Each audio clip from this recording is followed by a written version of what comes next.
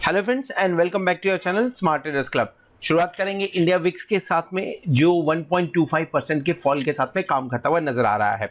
लगभग 19.83 के आसपास में सेटल होते हुए नजर आया है। अगर कैंडल देखेंगे तो कल जो कैंडल बना था आज एग्जैक्टली उसका उल्टा कैंडल आप बोल सकते हैं, अपोजिट कैंडल बोल सकते हैं। Exactly green and red colour और पॉइंट्स के मूवमेंट आज के दिन में थोड़ी ज्यादा देखने को मिला हुआ था। पैनिक कम होता हुआ मार्केट में नजर आया, या मैं ऐसा बोलूं कि रिलेटिवली जिस तरह का पैनिक एक्सपेक्टेड था उतार चढ़ाव के बीच में जो हमें ग्लोबल मार्केट में देखने को मिला, वैसा पैनिक मार्केट में देखने को नहीं मिला। दो जिस तरह से आपको ये candle upper and lower shadow दिखा रहा है, उसी तरह से निफ्टी के अंदर में भी अपर एंड लोअर लेवल काफी निकले, लेकिन क्लोजिंग 18 पॉइंट नीचे हुई है। सेकेंड क्लोजिंग है जो 14,700 के नीचे है, निगेटिव मानी जानी चाहिए, लेकिन अभी तक वो मूड माहौल अभी तक छोड़ा नहीं है इसने। 14,785 के ऊपर की क्लोजिंग बहुत इंपॉर्टेंट होगी रैली कंटिन्यू करने के लिए निफ्टी के अंदर में। फ्यूचर के बारे में बात करें तो डेफिनेटली अभी भी थोड़ा प्रीमियम में काम करता हुआ नजर आ रहा है। लगभग देखें तो 30 से 40 पॉइंट का प्रीमियम यहाँ पे देखने को हमें मिल रहा है। बैंक निफ्टी के बारे में बात करें 32,167-169 के आसपास की क्लोजिंग है इसकी, 285 पॉइंट्स फॉल के साथ में। सो बैंक निफ्टी की जो क्लोजिंग है वो निफ्टी के मुकाबले वीक है, ये क्लियर कट है। क्यों वीक है? बैंक निफ्टी के अंदर में 32,200, 32,100 या लेट्स से 32,000, ये 200 पॉइंट का जो जोन है, ये जोन बाइंग जोन के हिसाब से माना जाता है। सो जब चार्ट पे चलेंगे तो समझने की कोशिश करेंगे कि क्या ये बाइंग जोन का काम किया कि नहीं किया, लेकिन जो क्लोजिंग हुई है ये लोअर एंड पे जाके हुई है। इसके लिए बैंक निफ्टी की क्लोजिंग थोड़ी सी वीक मानी जानी चाहिए। रिकवरी देखने को मिली हमें निफ्टी के अंदर में, पर बैंक निफ्टी में वो रिकवरी नहीं थी। फिलहाल बैंक निफ्टी फ्यूचर भी प्रीमियम में थोड़ा बहुत काम करते हुए नजर आ रहा है, लेकिन जिस लेवल पे बैंक निफ्टी काम कर रहा है यहां से मेक और ब्रेक वाली कहानी आराम से हो सकती है। सो देखेंगे समझेंगे इसे चार्ट के ऊपर में कि क्या एक्सपेक्टेशन रखें, और अगर कोई लेवल्स इंपॉर्टेंट टूट रहा है तो फॉल कहां तक पॉसिबल है। लेकिन उसके पहले समझ लेते हैं कि जो फ्राइडे का सेशन हुआ उस फ्राइडे सेशन के अंदर में डेरिवेटिव डेटा ने क्या रोल प्ले किया हुआ है। एफआईआई की लॉन्ग पोजीशन के बारे में अगर बात करें तो 41.64 पे काम करते हुए नजर आ रहा है। 1.49% से गेन देखने को मिल रहा है, लेकिन ये बढ़ा क्यों है? अगर आप लॉन्ग पोजीशन देखेंगे तो लॉन्ग पोजीशन में थोड़ी सी एडिशन की गई है एंड उससे थोड़ा ज्यादा आपको शॉर्ट कवरिंग देखने को मिल रहा है। सो थोड़ी बहुत शॉर्ट कवरिंग एंड थोड़ा बहुत लॉन्ग पोजीशन, जिसके चलते हुए 1.49% ऊपर काम करता हुआ नजर आ रहा है लॉन्ग पोजीशन। पिछले कुछ दिनों से हमने देखा था कि 51, 52 इन लेवल्स के आसपास में काम कर रहे थे, लॉन्ग पोजीशन मेंटेन किया गया था। सडन फॉल 10% का एंड अब उसके आसपास में मेंटेन करते हुए नजर आ रहे हैं। नॉर्मली ऐसा होता है कि जब भी एफआईआई इन लेवल्स के आसपास में आते हैं तो वहां से अपनी लॉन्ग पोजीशन को रिवाइज करते हैं, वहां से बाइंग चालू होती है, पर पिछले 3 दिनों से ये देखने को नहीं मिला हुआ है। सो ये कंसर्न बढ़ाता है। कंसर्न बढ़ाने से मेरा मतलब क्या है, फिर हो सकता है कि आपको ये थोड़ा शायद नीचे जाते हुए नजर आए। अब थोड़ा नीचे मतलब कहाँ जाएगा? 25% के आसपास में, 20% के आसपास में, जो कि मार्च महीने के आसपास में देखने को मिला था हमें। फिर वहां से शॉर्ट कवरिंग आनी चालू हो जाती है। सो 2 स्टेज है, अगर यहाँ पे टिकते हैं और आप 44-45 के ऊपर जाते हैं तो ज़्यादा चांसेस है कि शॉर्ट कवरिंग अभी आ जाए, और अगर इसके नीचे जाते हैं 20-25% तो वहां से शॉर्ट कवरिंग आने के चांसेस हैं। ज़्यादा दिन तक तो शॉर्ट नहीं बनेंगे, इतना कन्फर्म है। सो इस डेटा को समझा कैसा जाए? थोड़ी सी शॉर्ट कवरिंग हुई है, इसके लिए मैं इस डेटा को न्यूट्रल मान के चलता हूं, नहीं तो मैं इस डेटा को नेगेटिव लेके चलता था। हाँ, अपॉर्चुनिटी अभी भी है, अपॉर्चुनिटी अभी भी क्लॉक कर रही है, जैसा मैंने पहले की वीडियो में आपको डिस्कस किया था। आगे बढ़ते हैं। डेरिवेटिव डेटा के इंडेक्स फ्यूचर के बारे में बात करें, 625 करोड़ की बाइंग देखने को मिली है, लेकिन इस डेटा को देख के मैं बहुत ज्यादा खुश नहीं हूं। क्यों खुश नहीं है? क्योंकि ऐसे डेटा बीच बीच में आते रहते हैं और उसके बाद भारी भरकम बिकवाली होती रहती है। सो अगर ये 3-4 दिन कंटिन्यूसली आएगा तब समझ में आएगा मूड माहौल चेंज हो रहा है। सो अभी फिलहाल तो नहीं दिख रहा है वो चीज। स्टॉक फ्यूचर के अंदर में 902 करोड़ की बिकवाली होते हुए नजर आई, तो लगभग 280 करोड़ के आसपास की बिकवाली डेरिवेटिव के अंदर में देखने को मिल रहा है एफआईआई की तरफ से। सो ओवरऑल ये डेटा यहां से एफआईआई की तरफ से तो डेफिनेटली निगेटिव रुझान देती है, निगेटिव इंडिकेशन दे रही है। अगर कैश सेगमेंट की बात करें तो कैश सेगमेंट में उससे भी भारी बिकवाली है 2600 करोड़ की। सो अगर दोनों डेटा मिला के देखें, 902 625 लगभग 300 करोड़ की बिकवाली यहाँ पे, एंड 2607 लगभग 2900 करोड़ की बिकवाली देखने को मिल रही है एफआईआई की तरफ से।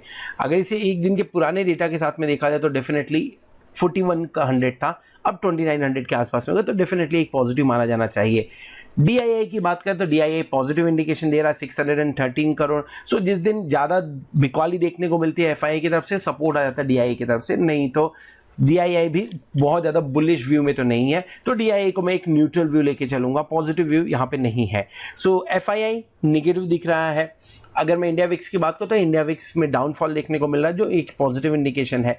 पुट कॉल रेशियो सरप्राइजिंगली नीचे आया है 1.11 के आसपास में, एंड ये 1.11 मतलब अब कहीं ना कहीं बाइंग वाली अपॉर्चुनिटी यहाँ से भी समझ में आ रही है। अभी तक जब हम बात कर रहे थे FI लॉन्ग पोजीशन तो 1.30, 1.33, 33, 29, 27 देखने को मिल रहा था। अब फ्राइडे के सेशन में ये कम होकर 1.11 तक आ गया है। इसका मतलब क्या है? इसका मतलब ये है कि अब कहीं ना कहीं ये ओवरसोल्ड वाली कंडीशन में जा रहा है। FII का डेटा ऑलरेडी ओवरसोल्ड में है, ये पुट कॉल रेशियो भी ओवरसोल्ड के पास में पहुंच रहा है, आपका इंडिया विक्स पॉजिटिव इंडिकेशन दे रहा है। इन सब के चलते हुए आपको एक बार निफ्टी के अंदर में रैली देखने को मिल सकती है, और अगर रैली देखने को मिले तो डेफिनेटली अपर लेवल अभी भी इंटैक्ट होगा, उसके बारे में बात करेंगे चार्ट के ऊपर में। But put call ratio positive indication देता हुआ नजर आ रहा है। सो ओवरऑल सारे इंडिकेशन मैंने ऑलरेडी डिस्कस कर लिए हैं, सिर्फ दो इंडिकेशन यहाँ से ऐसा आ रहा है, जैसे जो मैं डेरिवेटिव के डेटा के बारे में बात करूँ या कैश के बारे में बात करूँ तो वहाँ से निगेटिव रुझान जो आ रहा है FII की तरफ से, बाकी सारे either neutral either positive indication देखने को मिल रहे हैं मंडे की शुरुआत करने के लिए। हमने ट्रेड कौन सा इनिशिएट किया था? हमने 14,700 का कॉल ऑप्शन लिया था, 110 के आसपास में लिया हुआ था, 123 पे TSL हिट हुआ, वहाँ पे प्रॉफिट बुक किया हमने। 14,750 में फिर से गए थे, 90 के आसपास में, 110 के आसपास में यहाँ पे प्रॉफिट बुक किया हमने। सो यहाँ पे भी लगभग 22% का प्रॉफिट होता हुआ नजर आया। सो ओवरऑल अभी तक हमने लगभग 300 ट्रेड शेयर के, 301 ट्रेड है। एक बैंक निफ्टी का ट्रेड ऑलरेडी ओपन है जो लॉस में चल रहा है। लेट्स सी मंडे ट्यूसडे को शायद उसमें प्रॉफिट आता हुआ नजर आ सकता है, तो वो ट्रेड अभी यहाँ पे मैंने शेयर नहीं किया है। जैसे ही प्रॉफिट अब लॉस बुक होगा डेफिनेटली वो ट्रेड भी मैं आपके साथ में यहाँ पे शेयर करूंगा। सो ओवरऑल अभी तक देखिए तो 301 ट्रेड्स हमने शेयर किए हुए, 74.67% सक्सेस रेशियो के साथ में। ये सारे के सारे ट्रेड्स हमारे प्लैटिनम मेंबर्स को लाइव मार्केट में मिल दिए जाते हैं, और अगर आप हमारे प्लैटिनम मेंबर्स हैं डेफिनेटली आपको भी ये ट्रेड्स लाइव मार्केट में मिल रहे होंगे, और अगर नहीं मिल रहे हैं तो आप 8291802926 पे कांटेक्ट कर सकते हैं, व्हाट्सअप कर सकते हैं या तो कॉल कर सकते हैं, ताकि मेरी टीम आपको ये सारे ट्रेड्स मोबाइल पे डिलीवर करने में हेल्प कर सके। चलिए आगे बढ़ते हैं, समझने की कोशिश करते हैं कि निफ्टी 50 और बैंक निफ्टी किस तरह से आने वाले दिनों के अंदर में काम कर सकता है। मंडे या ट्यूसडे को कौन से लेवल पे हमारी नजर होनी चाहिए चार्ट के ऊपर।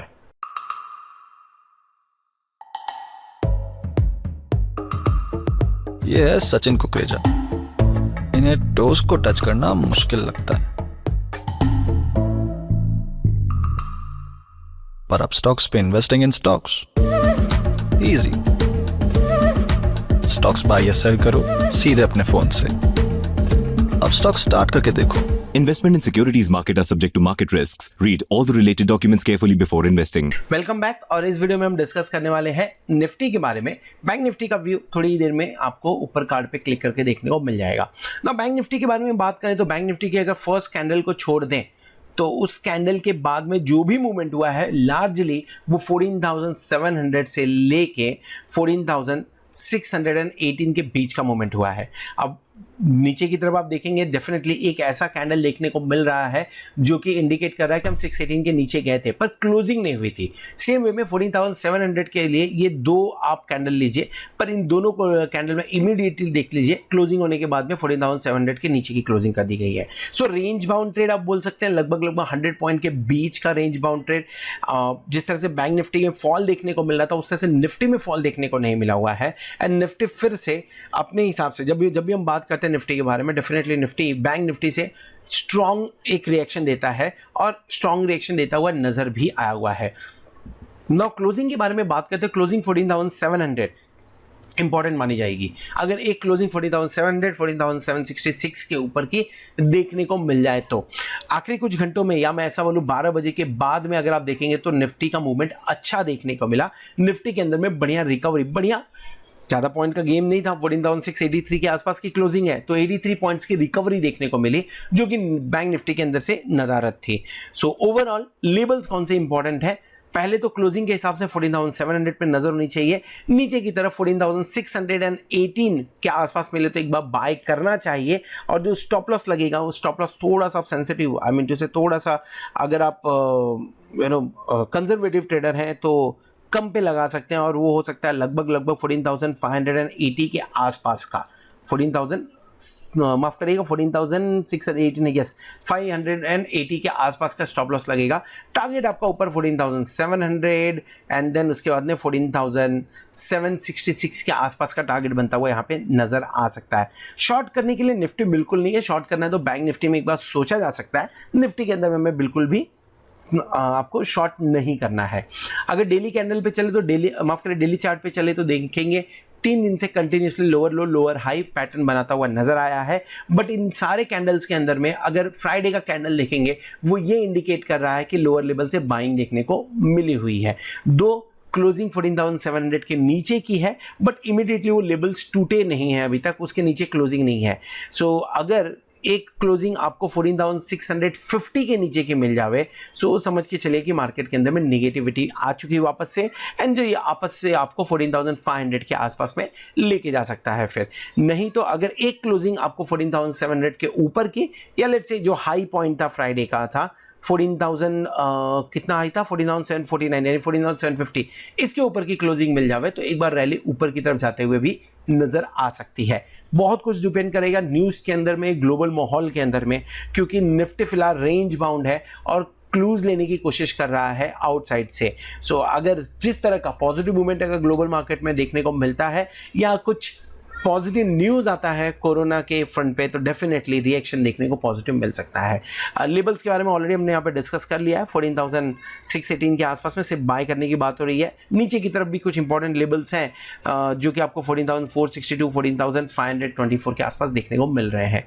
ऑप्शन चैन देखेंगे तो जितने ऑप्शन चैन के अंदर में जितने कॉल राइटर्स एक्टिव हैं उतने पुट राइटर्स एक्टिव देखने को नहीं मिल रहे हैं। 14,677 के आसपास की क्लोजिंग है, so 14,700 will be our at the money, let's take 14,700। अगर पोजीशन के बारे में बात करें तो कॉल साइड के अंदर में आपको 31,484 एंड पुट साइड में 24,834 लॉट का ओपन इंटरेस्ट देखने को मिल रहा है।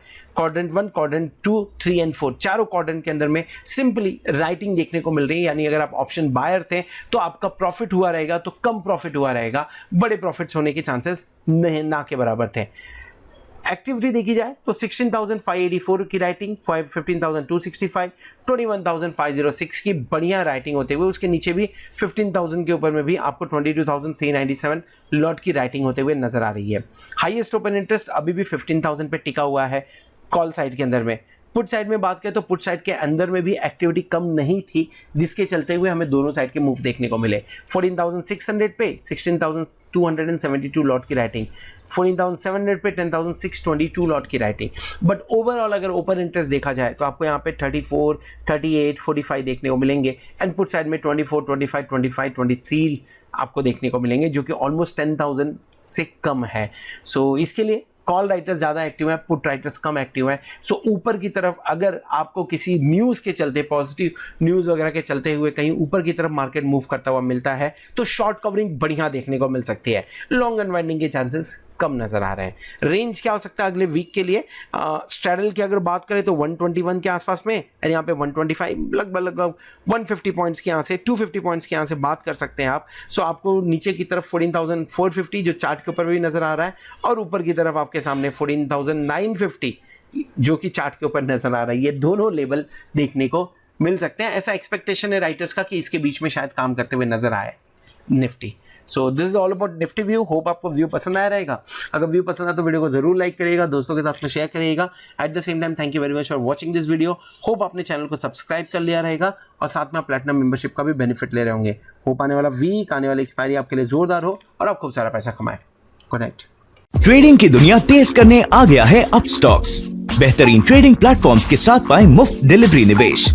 इंस्टेंट अकाउंट के लिए अपस्टॉक्स ऐप डाउनलोड कीजिए। सिक्योरिटीज मार्केट जोखिमों के अधीन है, कृपया निवेश संबंधित दस्तावेज ध्यान से पढ़ें।